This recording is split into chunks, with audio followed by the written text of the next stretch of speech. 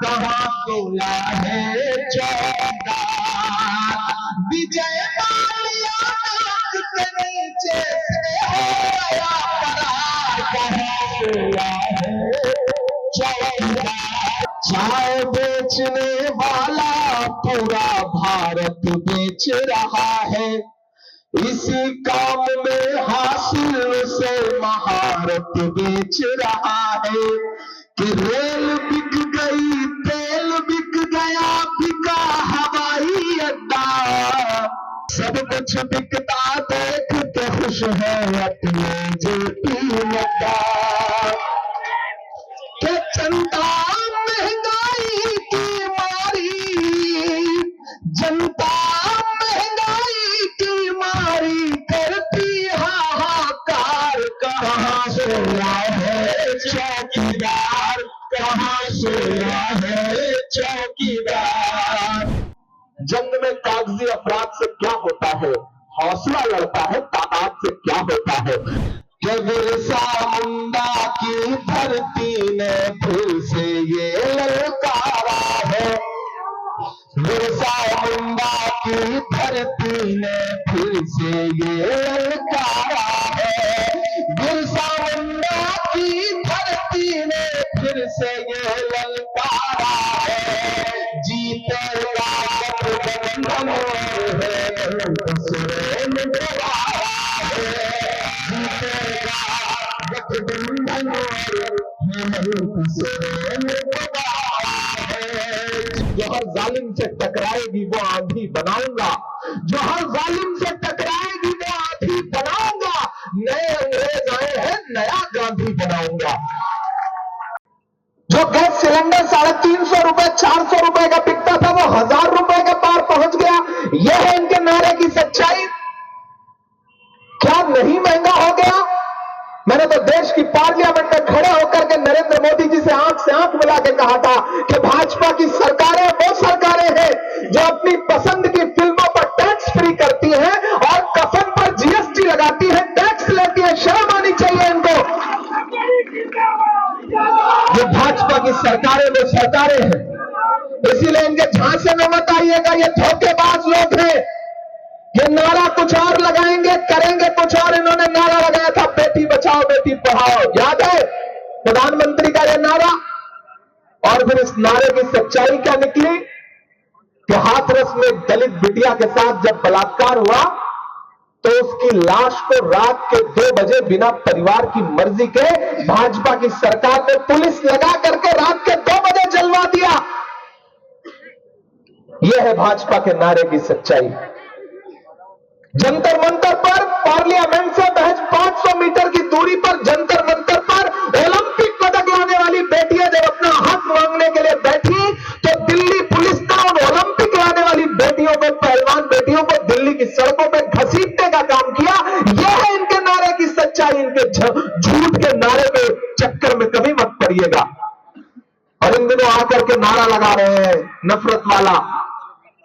उनके पास नफरत के नारे हैं, हमारे पास क्या है? नफरत छोड़ो भारत जोड़ो। हमारा नारा क्या है? नफरत छोड़ो भारत जोड़ो। 4000 किलोमीटर राहुल गांधी चले नफरत मिटाने के लिए। मैं चला था राहुल गांधी के साथ कन्याकुमारी से कश्मीर तक।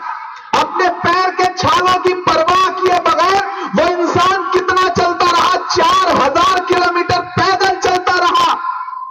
सिर्फ एक नारा कि मुझे नफरत के बाजार में मोहब्बत की दुकान खोलनी है। मैं चला हूं उनके साथ। मुझसे मीडिया के साथ ही कहते थे कि इमरान साहब आप राहुल गांधी के साथ चल रहे हैं, आप तो शायर हैं, सांसद बाद में है, सियासतदान बाद में है, आप इस यात्रा में राहुल गांधी के साथ चल रहे हैं, आप क्या कहेंगे? तब मैं कहता था कि जो हर जालिम से टकराएगी वो आंधी बनाऊंगा, जो हर जालिम से टकराएगी वो आंधी बनाऊंगा। नए अंग्रेज आए हैं, नया गांधी बनाऊंगा। 4000 किलोमीटर पैदल चलता रहा वो इंसान। नरेंद्र मोदी जी क्या कहते थे राहुल गांधी को कि राहुल गांधी तो शहजादे हैं, राजकुमार हैं। मुझे बताओ झारखंड वालों, हटिया वालों, कि देखा है दुनिया में कोई और राजकुमार जो अपने पैर की छालों की परवाह किए बगैर धूल भागता हुआ 4000 किलोमीटर पैदल चले, लोगों को सीने से लगाने के लिए, उनको अपने गले से लगाने के लिए, उनका दर्द बांटने के लिए। नरेंद्र मोदी जी राहुल गांधी को शहजादा कहते हैं और खुद को क्या कहते हैं कि हम फकीर हैं। वो फकीर जो 10 लाख रुपए का सूट पहनता है, मोवाटो का चश्मा पहनता है, मोट ब्लैंक की पेन रखता है, दिन में 4 कपड़े बदलता है और 8,500 करोड़ के जहाज पर दुनिया घूमता है। खुद तो 8,500 करोड़ के जहाज में घूमते हैं, लेकिन एक आदिवासी समाज का बेटा, एक आदिवासी समाज का मुख्यमंत्री हेमंत सोरेन जब किसी जहाज में बैठ जाता है, चार्टर विमान में बैठ जाता है, तो मुख्यमंत्री होने की वजह से राज्य सरकार उसे मुहैया कराती है, तो वो उनकी आंखों में खटकता है। वो आदिवासी को आदिवासी नहीं कहते, वनवासी कहते हैं। भाजपा के लोग आदिवासी समाज के लोगों को आदिवासी नहीं कहते, वनवासी कहते हैं। आप इस खेल को समझिएगा। वनवासी का मतलब क्या है? जंगल में रहने वाले लोग। वो आदिवासियों को आदिवासी नहीं मानते। आदिवासी वो है जो इस मिट्टी के असली मालिक है। लेकिन भाजपा क्या करती है? इस खेल में उलझाती है। इसलिए मैं आपसे अपील करूंगा, इस बार किसी झांसे में नहीं फंसना है। ये भाजपा के लोग आएंगे, आपसे कहेंगे कि कांग्रेस वालों ने 70 साल में क्या किया, क्या बनाया। एक दिन प्रधानमंत्री जी पार्लियामेंट में खड़े होकर बोल रहे थे, बताओ कांग्रेस वालों 70 साल में क्या बनाया।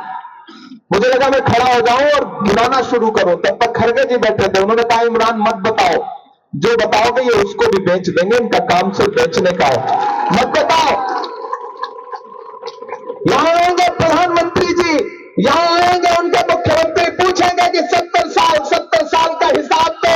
अरे मैं तो कहना चाहता हूं कि जो भाजपा अपना चलाया हुआ 2000 का नोट 7 साल नहीं चला सकी, वो हमसे 70 साल का हिसाब मांगती है। इनके झांसे में मत आइए, इनके धोखे में मत आइए, ये झूठे लोग हैं। और यहां अलग अलग समाज के लोग बैठे हैं। ये मोहब्बत की जमीन है, इसमें कौन हिंदू है, कौन मुसलमान है, कौन सिख है, कौन ईसाई है, किसी में कोई फर्क नहीं। जो जैसे आया वो वैसे बैठ गया। ये तो कपड़ों से पहचानने की बातें करते हैं।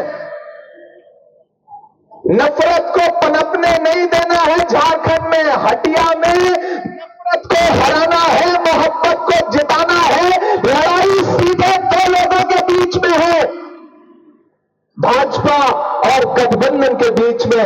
इसलिए मैं यहां के उन साथियों से भी गुजारिश कर रहा हूं कि जो पिछली बार किसी मलाल की वजह से भितरघात कर गए थे, मैं उनसे भी अपील कर रहा हूं। मुझे पूरी खबर है, मैं दिल्ली में रहता हूं, इसका यह मतलब नहीं कि मैं आगाह नहीं रहता।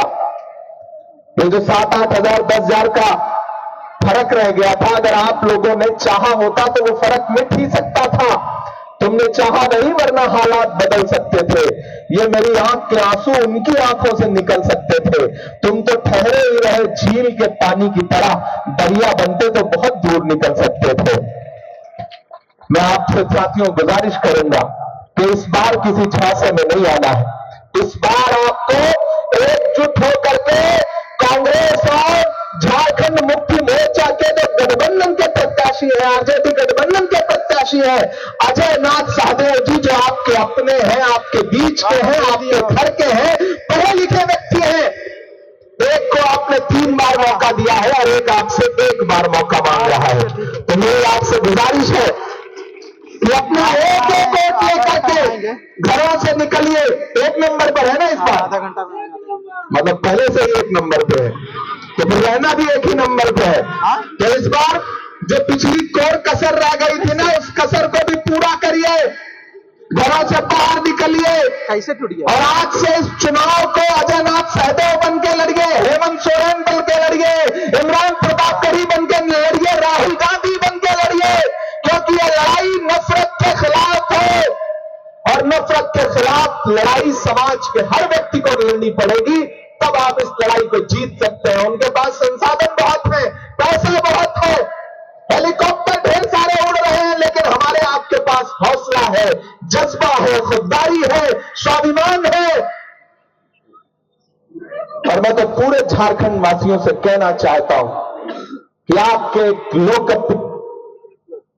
आपके माइक जिस तरह से पार्लियामेंट में बंद किया जाता है उसी तरह से यहां भी माइक वाला बार बार माइक बंद कर दे रहा है। भाई माइक बंद करो, भाजपा से मिले हुए हो क्या बार बार माइक बंद कर दे रहे हो?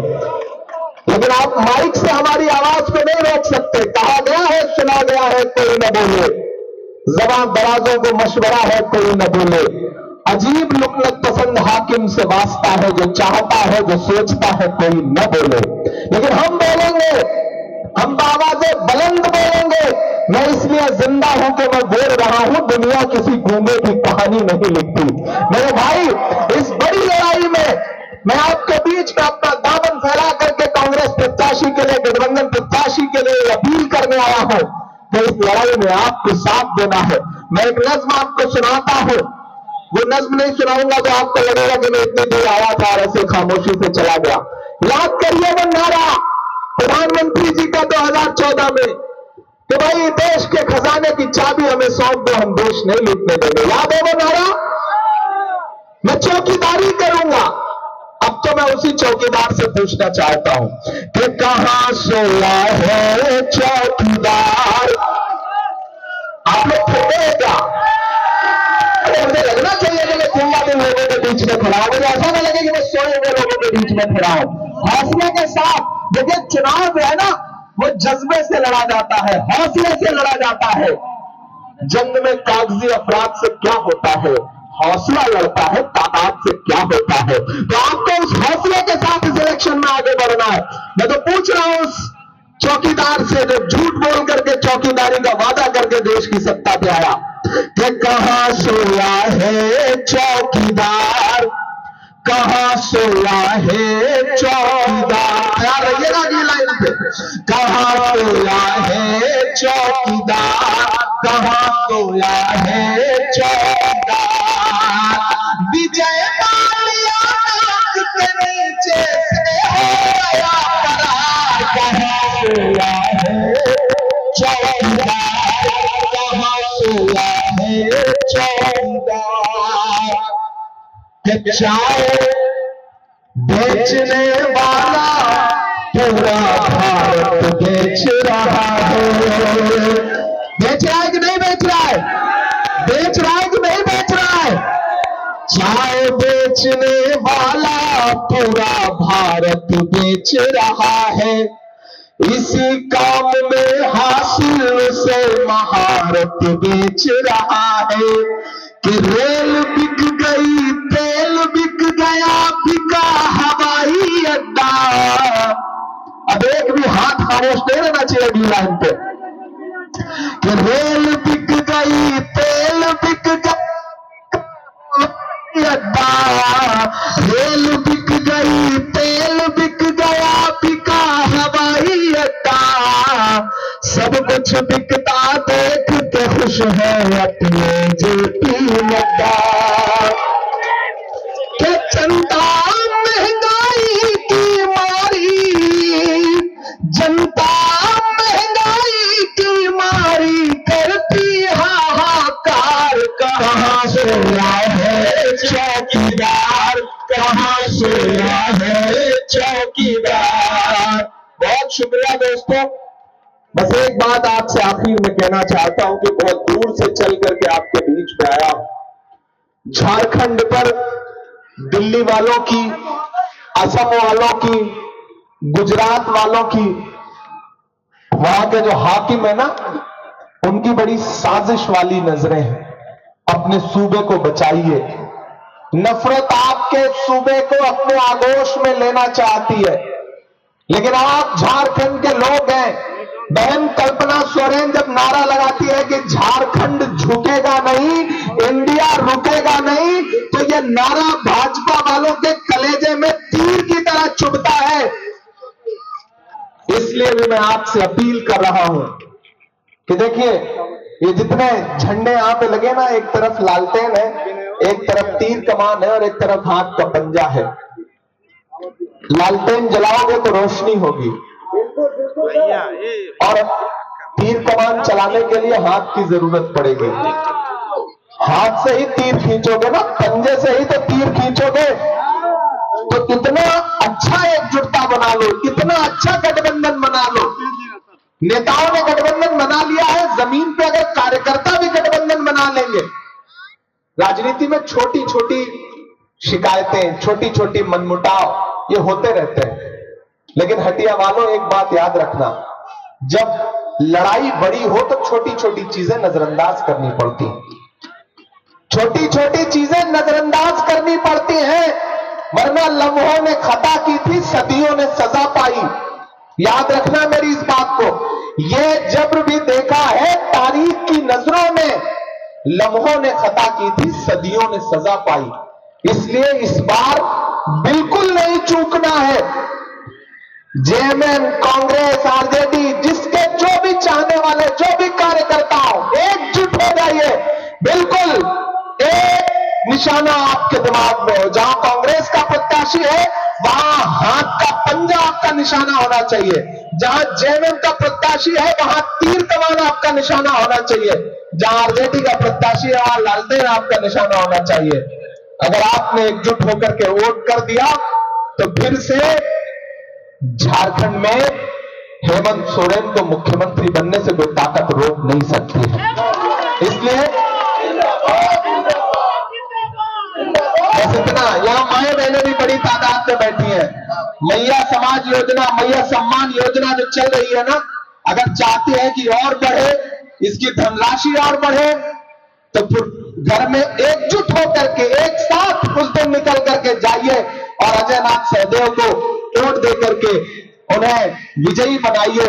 और जाते जाते आपसे बस इतना कह के जा रहा हूं कि बिरसा मुंडा की धरती ने फिर से ये ललकारा है, बिरसा मुंडा की धरती ने फिर से ये ललकारा है, बिरसा मुंडा की धरती ने फिर से ये ललकारा है, जीतेगा गठबंधन हेमंत सोरेन दोबारा है, जीतेगा गठबंधन हेमंत सोरेन दोबारा है, जीतेगा गठबंधन हेमंत सोरेन दोबारा है।